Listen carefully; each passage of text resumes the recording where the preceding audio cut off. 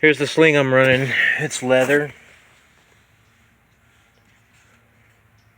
Folded over, and I used that rubber cement in a spray can, sprayed the back side and folded it over.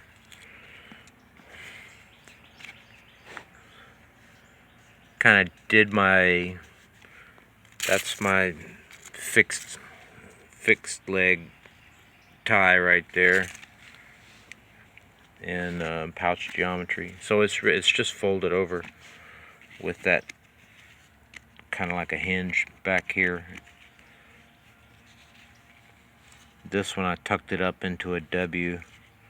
I cut one layer off from the fold and then folded it over and did a W shape down in there.